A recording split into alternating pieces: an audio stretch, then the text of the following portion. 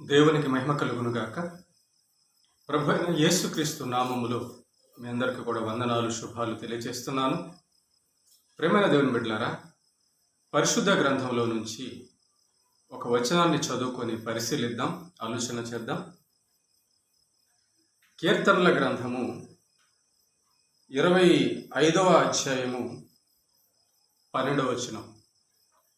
కీర్తనల గ్రంథము 25వ అధ్యాయము 12వ వచనం. యెహోవా యందు భయభక్తులు గలవాడు ఎవడో వాడు కోరుకొనవలసిన మార్గమును ఆయన వారికి బోధించును. 13 కూడా. అతని ప్రాణము నెమ్మదిగా ఉండును, అతని సంతానము భూమిని స్వతంత్రించుకొనును. చదవబడిన యొక్క లేఖన భాగాన్ని మనం కానీ ఆలోచిస్తే, యెహోవా యందు, సృష్టికర్త అయిన దేవుని యందు భయము భక్తి కలవాడు ఏం కోరుకుంటాడు? ఏది కోరుకోవాలో అదే కోరుకుంటాడు అని చెప్పి దేవుడు సెలవిస్తున్నాడు. ఎస్, దేవుని యందు ఎవరైతే భయభక్తులు కలిగి ఉన్నారో వాళ్ళు ఎలాంటి కోరికలు తమ మనసులో కలిగి ఉంటారు? దేవుని యందు భయభక్తులు కలిగిన వారికి దేవుడు తన పవిత్రమైన, తన జ్ఞానమైన, తన మంచి మాటలు వారికి బోధిస్తాడు. ఎవరైతే దేవుని యందు భయభక్తులు కలిగి ఉంటారో వారు దేవుని బోధ వింటుంటారు, దేవునితో సహవాసం కలిగి ఉంటుంటారు, దేవునిని తమ సహాయకుడుగా, రక్షకుడుగా కలిగి ఉంటారు. దేవుడు వారికి తోడే ఉంటాడు. కనుక వారి అభివృద్ధి జరుగుతుంటుంది. వారు దేవునిలో బలపడుతూ ఉంటారు, వారు దైవ కార్యములు చేస్తూ ఉంటారు. అయితే మరి ఏం కోరుకుంటారు వాళ్ళు? యెహోవా యందు భయభక్తులు కలిగిన వారు ఏం కోరుకుంటారు? ఏది కోరుకోవాలో వాళ్ళకి నేను బోధిస్తాను అంటున్నాడు. వారు కోరుకొనవలసిన మార్గము, వారు కోరుకొనవలసినది ఆయన వానికి బోధించును అని వ్రాయబడింది. అవును, దేవుని యందు భయభక్తులు కలిగిన వారికి దేవుడు బోధిస్తాడండి ఏది కోరుకోవాలో. ఏది కోరుకోవాలి? ఈ లోకంలో లోకంలో ఉన్న మనుషులను గమనిస్తే డబ్బు కోరుకుంటారు. అయితే అది అన్యాయంగా వచ్చినా కూడా ఓకేనా? ఈ శరీరానికి సంబంధించినటువంటి కోరికలు కోరుకుంటుంటారు. అయితే అది అన్యాయంగా వచ్చినా పర్లేదా? ఎలాగైనా పర్లేదా? ఎదుటివారు నాశనం అయిపోవాలని కోరుకుంటారు. అది న్యాయమేనా? అది మంచి కోరికేనా? కనుక ఎదుటివారికి కీడు తలపెట్టాలని కోరుకుంటూ ఉంటారు. ఎదుటివారి మీద మచ్చరపడుతుంటారు, ఎదుటివారి మీద దౌర్జన్యం చేస్తుంటారు. ఎదుటివారిది అంతా కూడా మనకు కావాలని చెప్పి తమకు కావాలని కోరుకుంటుంటారు. రకరకాల కోరికలు.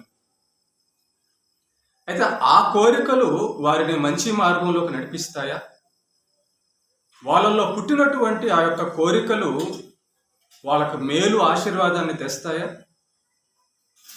వాళ్ళల్లో పుట్టేటటువంటి ఆ కోరికలు మంచివేనా? అవి ఎవరివి అని ఒకసారి ఆలోచిస్తే, లోకంలో ఉన్న కోరికలన్నీ కూడా ప్రేమైన దేవుని బిడ్డలారా చెడ్డవే. ఆ లోకములో ఉన్న వారి హృదయాలలో దేవుడు ఉండడు కనుక, సాతాను ఉంటాడు కనుక, పాపం ఉంటుంది కనుక, వారి తలంపులు, వారి ఆలోచనలు, వారి యొక్క కోరికలన్నీ కూడా చెడు వైపే ప్రయాణిస్తాయి, బుద్ధిహీనత వైపే ప్రయాణిస్తాయి, కనుక మోసం వైపే ప్రయాణిస్తాయి. కనుక అబద్ధం చెప్పాలని కోరుకొని అబద్ధం చెప్తారు, మోసం చేయాలని కోరుకొని మోసం చేస్తారు, చెడు చేయాలని కోరుకొని చెడు చేస్తారు. మరి దైవభక్తులు ఏం చేస్తారు? దేవుని యందు భయభక్తులు కలిగిన వారికి దేవుని భయము, నీతి, విశ్వాసము, పరిశుద్ధత, స్వార్థము లేని ప్రేమ, కనికరము, క్షమాపణ, ఇవన్నీ దేవుడు బోధిస్తాడు వారికి. ఆయన గుణలక్షణాలన్నీ కూడా తన బిడ్డలైన తన యందు భయభక్తులు కలిగిన వారిలో ఆయన గుణలక్షణాలన్నీ కూడా ఆయన బోధిస్తాడు. వాక్యం చదువుతారు కదా, దేవుని యందు భయభక్తులు కలిగిన వారు వాక్యం చదువుతారు. దేవుని యందు భయభక్తులు కలిగిన వారు ప్రార్థన చేస్తారు. దేవుని యందు భయభక్తులు కలిగిన వారు దేవుడు చెప్పిన కట్టడల ప్రకారము తమ జీవితము నీతిగా ఉండాలని చెప్పి కోరుకుంటారు. కాబట్టి వారి కోరికల్లో కల్మషం ఉండదు. వారి కోరికల్లో ఎదుటి వారి పట్ల చెడు ఉండదు. వారి కోరికల్లో తమ జీవితం పట్ల కూడా ప్రేమని దేవుని బిడ్డలారా చెడు అనేది ఆలోచించారు. కారణము వారు దేవుని చేత బోధింపబడుతుంటారు. వారికి దేవుని యొక్క మంచి ఆలోచనలు అందుతుంటాయి. కనుక వారి మార్గము మంచి మార్గంలో వెళ్తుంది. మరి మంచి మార్గంలో నీతి మార్గంలో వెళ్ళే వారిని దేవుడు ఎందుకు శపిస్తాడు? దేవుడు ఎందుకు మంచి మార్గంలో వెళ్ళే వాళ్ళని నాశనం చేస్తాడు? చేయడు కదా.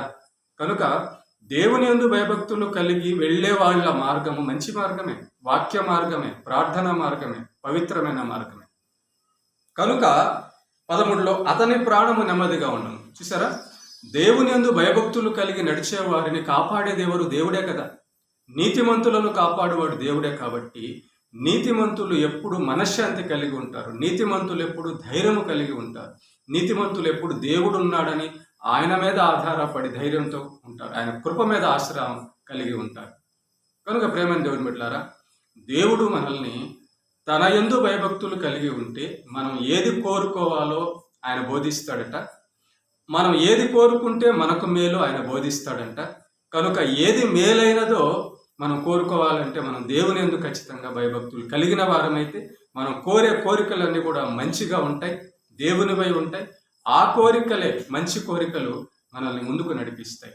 అయితే దేవుని యందు భయభక్తులు కలిగిన వాళ్ళు ప్రేమని దేవుని బిడ్డలారా, దేవుని యొక్క నీతిలో వెళ్ళే ప్రయాణంలో కొన్ని కష్టాలు రావచ్చు, కొన్ని సమస్యలు రావచ్చు. కానీ ఆయన ఉన్నాడు కదా కాపాడడానికి. అందుకే 13వ వచనంలో అతని ప్రాణమును నెమ్మదిగా ఉండును, అతని సంతానమును భూమిని స్వతంత్రించు కొనును.